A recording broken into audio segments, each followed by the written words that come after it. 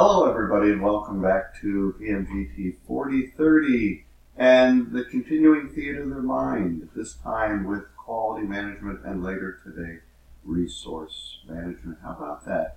I was going to whip through these slides pretty quickly, but that wouldn't be very good quality control.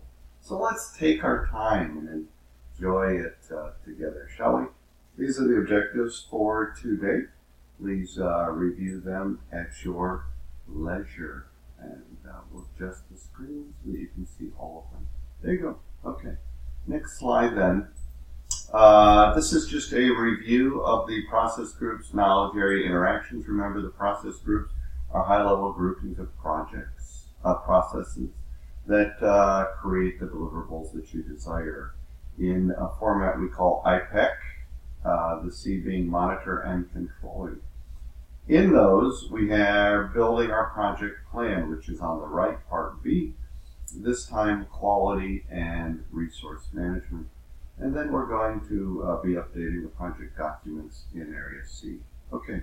As an overview, project quality management ensures that the project will satisfy the needs of the stakeholders. So I said in one of the earlier courses that where do we get requirements? We get them from stakeholder elicitation. Where do we get assumptions? Where do we get constraints? Where do we get, at this point, even risks? And now, where do we get quality standards? We get them from the stakeholders.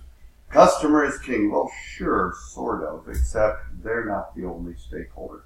So I always have my project managers do a series of stakeholder interviews. And one of the last interviews questions they will ask is, are there any other stakeholders that I should be aware of that I should go talk to? Because it's a network of people that they know. Sometimes formal, sometimes informal, sometimes external, sometimes internal. So, good to know. Okay, that definition is pretty important.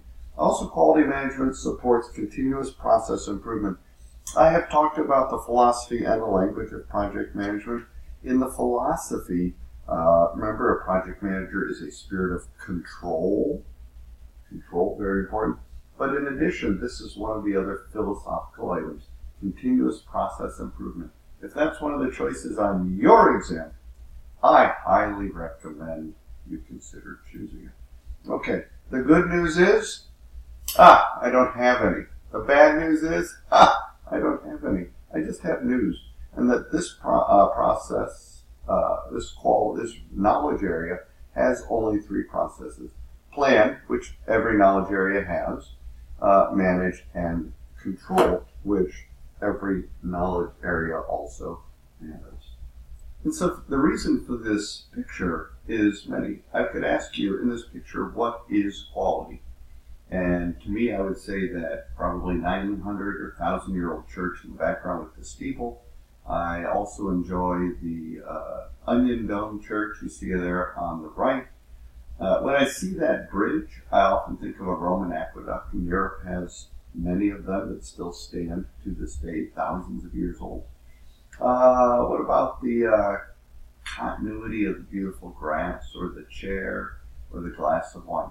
Quality can take so many different angles that you really want to capture stakeholder understanding of them. Okay, there we go. So a couple of key concepts before we really kick it into high gear. Question one would be, what is a standard? You'll see some of that on page 274 of the PMBOK guide. There are examples of standards there, CISG, ISO, and OSHA. You'll want to be aware of those. I also want you to be aware of degree versus grade. Quality is the degree to which we fulfill requirements of the project scope. It answers the question simply yes or no. So if the quality is, I need a car, the degree is it a car that works? Yes or no? Good. Then the degree has been met. The question now remains, what about the grade? The grade distinguishes the item based on functional capability, a BMW versus a Chevy, for example. Or I often use eggs. When you go to the store, you can buy grade A eggs or grade AA or grade AAA eggs. And you'll pay a little bit more for the grade AAA. The question is, you should ask yourself is, should I? And the grade only matters, the grade never matters to me, because every egg I ever eat will be scrambled. And a scrambled egg is just a mess in a pan until it's finished. And then it doesn't matter. The grade is going to define the continuity of the yolk, that the yolk is centered on the egg.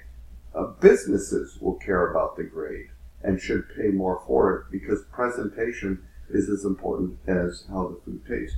But the requirement, is it an egg that is a high quality standard that meets FDA approval? Yes or no? Bam. Yes, I'm done here. That's all the egg I need. There are, and I said FDA, I meant USDA. The USDA grade approval is really what all I care about is, does it meet that quality standard? Yes or no? Okay, and then other comparisons to be aware of. There is precision versus accuracy when we talk about quality management. Precision is a measure of exactness. So I can be off target with my shots, but they can all be in the same small circle. That's very precise. Accurate is right on the target.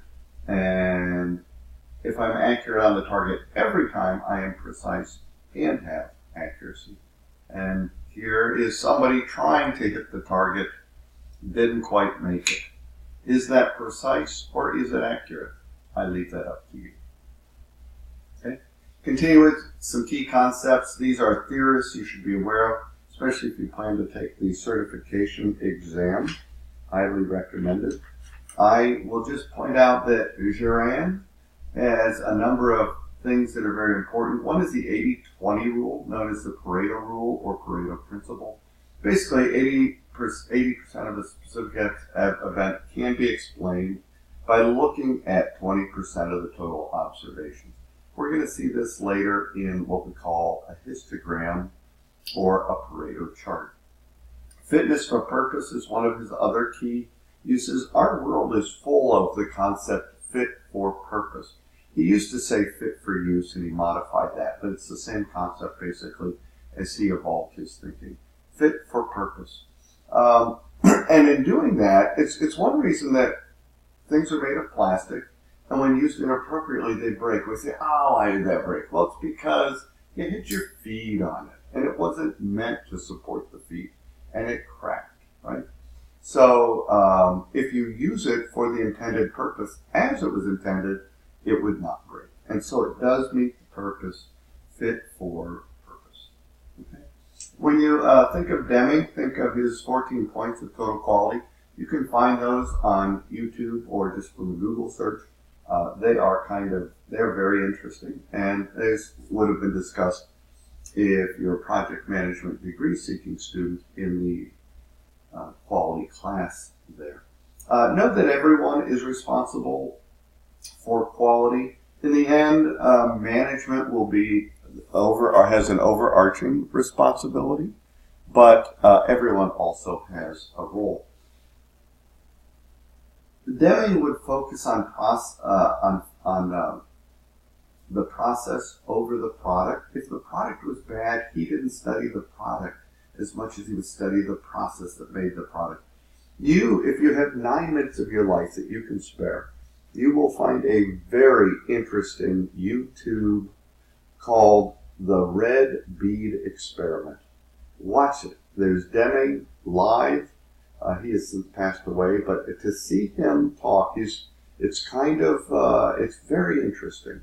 He tries to be humorous, but it's very dry. And the point of the experiment, when you watch it, is that his employees are going to try to meet the objectives. And every study he's ever done has found that to about a 90% success rate, employees are working hard and trying to achieve. The issue is management creates rules that keeps them from accomplishing the objectives. But what does management do to the employees when they can't meet the objective?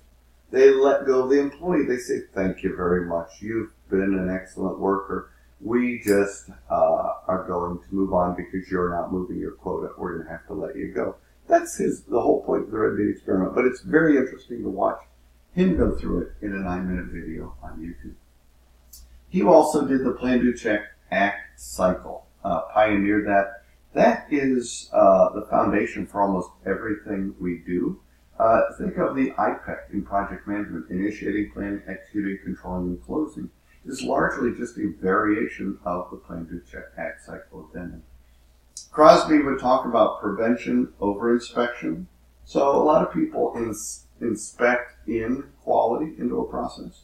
The Air Force did that for decades with these massive inspections, where today it takes a slightly different approach, does much smaller inspections, and instead has a broader concept of quality at every level. So prevention over inspection.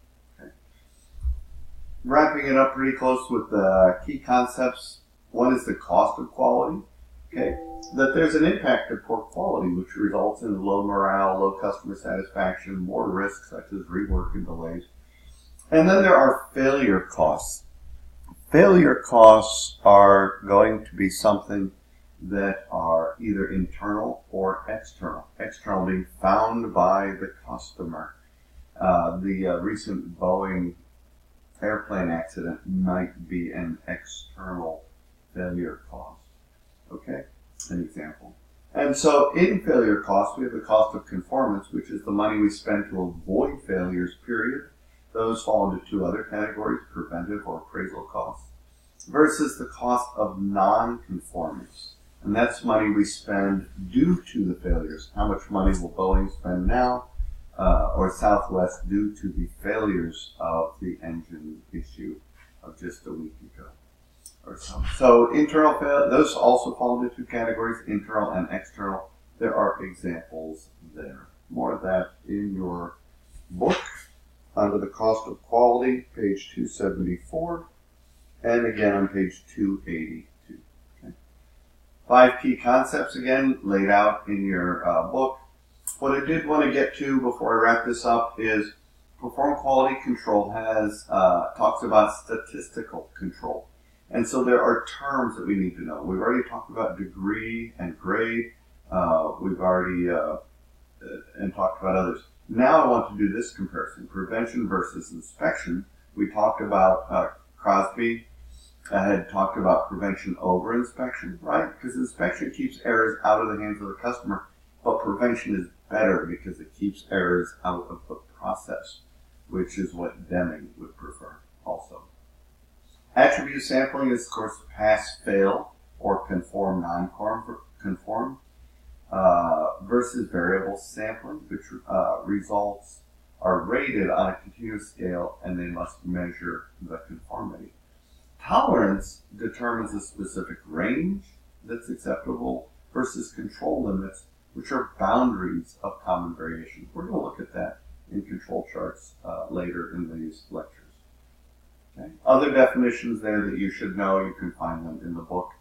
Key concepts, trends, and tailoring. The key concept, especially for the exam, would be failure to meet quality can have disastrous consequences. Here's a picture of FIU, Florida International University.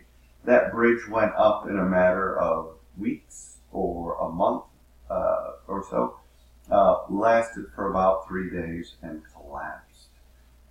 It is an example of a quality failure, okay? And that's disastrous.